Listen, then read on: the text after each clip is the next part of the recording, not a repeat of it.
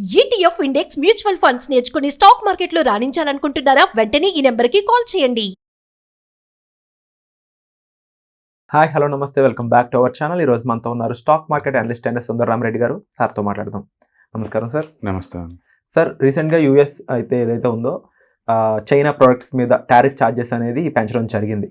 So ఈ కారణం చేత ఇండియాలో ఎలాంటి స్టాక్స్ మీద వాటి యొక్క ఇంపాక్ట్ మారేటట్టు ఛాన్స్ ఉందంటారు? రేట్ల పరంగా కానీ వాటి యొక్క న్యూస్ కానీ ఏమంటారు? డెఫినెట్గా అండి. సో బేసికల్గా ప్రతి ఎలక్షన్స్ ముందు కూడా ఈ అమెరికాలో ఈ చైనా మీద చాలా టఫ్గా మేము డిసిషన్ తీసుకుంటామని చెప్పడానికి ఎగ్జాంపుల్గా వాళ్ళు ఏంటంటే ఈ టారిఫ్స్ పెంచుకుంటూ పోతుంటారు అనమాట. వాళ్ళు ట్యాక్సెస్ పెంచుతూ పోతారు వాటి మీద. అలాగనే ఈ సంవత్సరం డిసెంబర్లో ఎలక్షన్స్ ఉన్నాయి కాబట్టి అమెరికాలో కూడా బైడెన్ గవర్నమెంట్ వాళ్ళు టారిఫ్ పెంచారనమాట, ట్యాక్సెస్ అన్నీ కూడా. అండ్ స్టీల్ అండ్ అల్యూమినియం మీద 25% పెంచారు.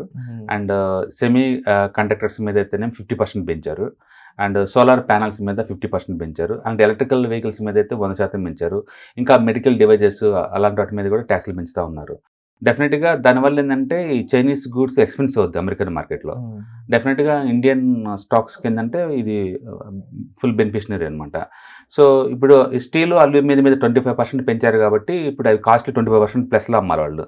అదే మనకు టాటా స్టీల్ కానీ, జేడబ్ల్యూ స్టీల్ కానీ, SAIL, Jindal steel and power, Hindalco, national aluminium, Vedanta ఇలాంటి వాటన్నిటికీ బెనిఫిట్ అనమాట. ఎవరైతే ఈ స్టీల్ అండ్ అల్యూమినియం తయారు చేస్తారో వీళ్ళన్నిటికీ వరల్డ్ వైడ్గా ఆల్రెడీ కమోడిటీస్ ర్యాలీ బాగా రన్ అవుతూ ఉంది. అంటే ఇప్పుడు నిన్నైతే వరల్డ్ వైడ్గా అన్ని చోట్ల సిల్వర్ కానీ, గోల్డ్ కానీ అన్నీ కూడా బాగా పర్ఫామ్ చేస్తున్నాయి. డెఫినెట్గా ఇండియాలో ఈ స్టాక్స్ అన్ని కూడా ఆల్ టైమ్ హైలో ఉన్నాయి. అంటే స్ట్రక్చరల్గా ఇండియా కూడా జీడిపి గ్రోత్ బాగుంది కాబట్టి ఇంకా కపుల్ ఆఫ్ ఇయర్స్ వరకు కూడా ఈ కమోడిటీ ర్యాలీ జరిగే ఛాన్స్ ఎక్కువ ఉంది ఇండియాలో. అంటే పర్టికులర్గా ఇండియన్ మ్యానుఫ్యాక్చరింగ్, ఇది మెటల్స్ మ్యానుఫ్యాక్చరింగ్ ఏదైతే ఉందో టాటా స్టీల్ కావచ్చు, జేడబ్ల్యూ స్టీల్ కావచ్చు, వేదాంత కావచ్చు, హిండాల్కో కావచ్చు, ఇవన్నీ కూడా ఇంకా ఫర్దర్ అప్రిషియేట్ అయ్యే ఛాన్స్ ఎక్కువ ఉంది కాబట్టి వీటిలో మనం ఇన్వెస్ట్ చేసుకోవచ్చు. అండ్ తర్వాత సెమీ కండక్టర్లో కూడా 50% దాకా వాళ్ళు ట్యాక్స్లు వేస్తారు చైనా గుడ్స్ మీద. ఇండియాలో వీటిని తయారు చేసే సెమీ కండక్టర్స్ తయారు చేసే సీజీ పవర్ కావచ్చు, ఏఎస్ఎం టెక్నాలజీ కావచ్చు, మోసిఫ్ టెక్నాలజీస్ కావచ్చు, డెక్సన్ కావచ్చు, హెచ్ఎల్ టెక్నాలజీ కావచ్చు, వేదాంత కావచ్చు, టాటా ఎలక్సీ కావచ్చు, అండ్ ఎస్పీఎల్ సెమీ కండక్టర్ కావచ్చు, ఇవి ఏ అయితే సెమీ కండక్టర్లు తయారు చేస్తాయో వాటన్నిటికీ మనకు బెనిఫిట్ వచ్చే ఛాన్స్ ఎక్కువ ఉందన్నమాట. అలాగే సోలార్ ప్యానల్స్ మీద 50% టారిఫ్ పెంచారు కాబట్టి వాళ్ళకి ఇండియాలో మ్యానుఫ్యాక్చరింగ్ చేసే వారియన్ రెన్యూవబుల్ ఎనర్జీ కావచ్చు, లేదా ఐసోలేషన్ ఎనర్జీ కావచ్చు, వెబాల్ ఎనర్జీ సిస్టమ్స్ కావచ్చు, సెలెక్ట్ ఎనర్జీ కావచ్చు, అంటే సోలెక్స్ ఎనర్జీ కావచ్చు, ఆస్ట్రేలియన్ ప్రీమియర్ సోలార్ కావచ్చు, రిఫెక్స్ రెన్యూవబుల్ అండ్ ఇన్ఫ్రా కావచ్చు, ఇలా ఈ రెన్యూవబుల్ ఎనర్జీ మీద ఎవరైతే ఇండియాలో ఇన్వెస్ట్ చేస్తున్నారో ఈ సోలార్ మ్యానుఫ్యాక్చరింగ్ చేసేవాళ్ళు, సోలార్ ప్యానల్స్, వాళ్ళకి బెనిఫిట్ అయ్యే అవకాశం ఎక్కువ ఉంటుంది. అలాగే ఎలక్ట్రికల్ వెహికల్స్ మీద కూడా 100% ట్యాక్స్లు వేశారు.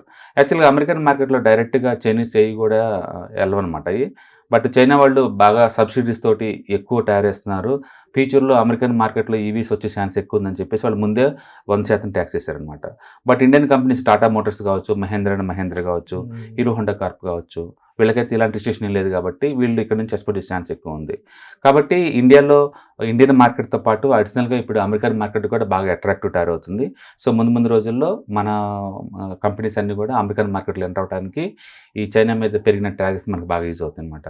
కాబట్టి లాంగ్ టర్మ్ పాయింట్ ఆఫ్లో మనం ఈ స్టాక్స్ పొజిషన్ తీసుకోవచ్చు. అంటే పర్టికులర్గా ఆటోమొబైల్ స్టాక్స్ అయితే ఇప్పుడు చాలా మంచి పొజిషన్లో ఉన్నాయి కాబట్టి మనం తీసుకోవచ్చు. సో వీటిల్లో ఇప్పుడు ప్రస్తుతానికి వెరీ అట్రాక్టివ్ ప్రైస్లో మాత్రం స్టీల్ అండ్ అల్యూమినియం కంపెనీస్ బాగున్నాయండి. ఎందుకంటే కమోడిటీ ర్యాలీ నడుస్తుంది, ఇండియాలో కూడా హ్యూజ్ డిమాండ్ ఉంది కాబట్టి ఇందులో మనం ఇన్వెస్ట్ చేసుకోవచ్చు. సో ఇందులో టాప్ మెజారిటీ అనేది మీరు ఎక్కువ స్టీల్కి అండ్ అల్యూమినియంకి ఇస్తున్నారు డెఫినెట్గా. ఎందుకంటే కమోడిటీ ర్యాలీ జరుగుతుంది అన్ని చోట్ల, అన్ని దేశాల్లో కూడా కమోడిటీ ర్యాలీస్ అన్ని బాగా పెరుగుతున్నాయి. ఈవెన్ ఈ రోజు మార్కెట్లో కూడా ఇవే ర్యాలీ జరుగుతున్నాయి. అందుకని నెక్స్ట్ కపుల్ ఆఫ్ ఇయర్స్ కూడా జరిగే ఛాన్స్ ఎక్కువ ఉంది. ఏ కంట్రీ అయినా జీడిపి గ్రోత్ ఎక్కువ ఉంది అంటే ఎకనామికల్ యాక్టివిటీ ఎక్కువ అవుతుంటుంది. ఎకనామికల్ ఎక్కువ యాక్టివిటీ అంటే ఈ మైనింగ్ కంపెనీస్, ఈ మెటల్స్ కంపెనీస్ ఇవి ఎక్కువ ఉంటుంది అనమాట. ఇప్పుడు ఇండియా అనుకోండి, ఇన్ఫ్రాస్ట్రక్చర్ గ్రోత్ అంటే ఏముంటుంది? సిమెంట్, ఈ తర్వాత అల్యూమినియం, స్టీల్ ఇవే ఉంటాయి. మెట్రోస్ ఇండియాలో దగ్గర 120 సిటీస్లో మెట్రోస్కి రన్ ప్లాన్ చేస్తున్నారు, ఆల్రెడీ రన్ అవుతున్నాయి. And Vande Bharat trains run అవుతున్నాయి, అండ్ షిప్ బిల్డింగ్ మొత్తం మీద హ్యూజ్ ఇన్ఫ్రాస్ట్రక్చర్ గ్రోత్ జరుగుతుంది కాబట్టి మెటల్స్కి నార్మల్గానే డిమాండ్ ఉంటుంది. దాని తోడు ఇట్లా అమెరికన్ మార్కెట్స్ కూడా కొంచెం అట్రాక్ట్ తయారవుతున్నాయి కాబట్టి ముందు రోజులు ఇవి ఎక్కువ పర్ఫామ్ చేసే ఛాన్స్ ఎక్కువ ఉంది. అంటే ఆల్ ఓవర్ ఇండియాలో ఇన్ఫ్రాస్ట్రక్చర్ కోసం రోడ్స్ అండ్ రైల్వేస్ అయి ఉండొచ్చు, లేకపోతే మీరు చెప్పినట్లు సిటీ ట్రాన్స్పోర్ట్ అయి ఉండొచ్చు, వీటన్నిటికీ ఎక్కువ బడ్జెట్ కేటాయించడం కూడా జరిగింది ప్రీవియస్గా. అవును, 11 లక్షల కోట్లు అండి ఇన్ఫ్రాస్ట్రక్చర్ కోసం గవర్నమెంట్ ఖర్చు పెట్టిన లాస్ట్ బడ్జెట్లో. దాన్ని బట్టి క్లియర్గా అర్థమవుతుంది గవర్నమెంట్ ఇంటెన్షన్ ఎక్కడ ఖర్చు పెట్టబోతుందో కూడా.